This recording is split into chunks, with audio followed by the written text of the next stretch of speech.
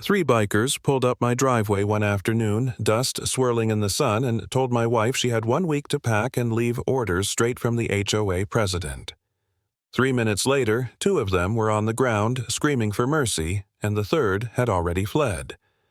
That was the day I learned this wasn't just about lawn height or mailbox colors. It was a war for my land, and the HOA had just made it personal. My name is Jack Tanner. I used to teach men how to fight, how to survive. These days, I just want quiet, the kind of peace my grandfather left me on this 100 acres of land. But peace doesn't last when people like Karen Polson run an HOA. She measured lawns with rulers fined neighbors for having basketball hoops or garden gnomes, and somehow decided our farm fell under her control. The first letters were annoying, non-compliant fencing tractor visible from the road, hay too tall. Sarah, my wife, laughed them off.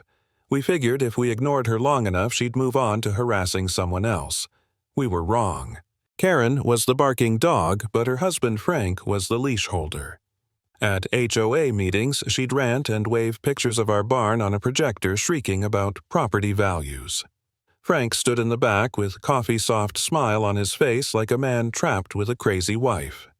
But his eyes were different. Calculating. Cold. He watched everything, including me. I knew enough to recognize the real threat. Then came the bikers. They rolled in on loud Harleys, black leather, no club colors, just muscle for hire. Sarah was watering the garden when they stopped. One of them pointed at her, barked that we were in violation, that Karen wanted us gone. Sarah didn't even flinch. She just told him calmly, "We've paid our dues. We're not violating anything." That only made him laugh. He stepped onto the porch, reached for her arm, and that's when I moved. 3 strides, a twist of his wrist, a crack I'll never forget. His scream echoed across the yard. His buddy went for a gun, but my boot broke his knee before he cleared the holster.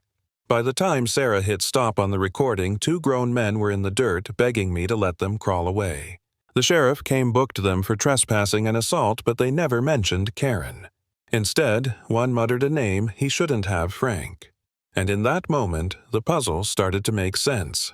The harassment wasn't about aesthetics. It was about something bigger, something worth hiring muscle over. Sarah dug into county records and Frank's past. Turns out he'd been an executive at an energy company, the kind of man who specialized in land acquisition. And he was the one who drafted the HOA charter, giving it bizarre authority over unincorporated farmland like ours. A neat little loophole. If they could bury us in violations, force us into default, the HOA would have first rights to buy our land at a bargain. That night, I sat at the kitchen table staring at another fine $500 a day, until I tore down the shed my grandfather built. I'll admit it, I broke. I told Sarah maybe it wasn't worth it, maybe we should sell and leave. For the first time, I doubted myself. I felt like a fool fighting a battle I couldn't win. My hands shook when I crumpled the notice. I hated that feeling more than anything. Sarah put her hand on mine. "Jack, he's after something. People don't risk prison over a shed. We need to know what." Her voice steadied me. And she was right. We combed our security footage. Weeks of deer and raccoons until midnight, 2 figures at the fence line. They had survey gear, ground-penetrating radar magnetometers, not hunters, trespassers, looking beneath my soil. At dawn, I launched my old military drone. Thermal imaging picked up something faint, a scar through the woods, orange flags marking a hidden grid. I followed it and found a rusted steel hatch buried under leaves. Hours of digging revealed a massive underground fuel tank. Empty, but not the point. Beneath it lay what Frank was after. Oil, black gold. My land wasn't just farmland, it was a payday. So I decided to bait him. I tore down the shed myself, shirt off in the sun, making a show of surrender. I even waved when Karen drove by in her silver sedan. Sarah drafted a letter dripping with fake desperation, mailed it certified. 2 days later, Frank showed up at my door. He wore golf pants, held a plate of cookies. "Thank you for complying," he said softly. "Karen and I just want peace." He slid the plate across my table and leaned closer. Big burden managing land like this. Have you thought about selling? I know developers who'd pay a fair price." He smiled like a preacher, like he was offering salvation. I smiled back, tired, beaten, or at least I made him think I was. "I'll talk to my wife," I said. He left, believing I was ready to fold. He didn't know Sarah's hidden camera had captured every word. And then came an unlikely ally. Our neighbor's son Leo, a pale, awkward kid who never left his room. Turns out he wasn't gaming all night. He was hacking. He'd slipped into the HOA's server, digging for dirt. What he found was dynamite-forged surveys, fake geological reports, and a contract selling my land to a shell company for $1. Frank's fingerprints were all over it.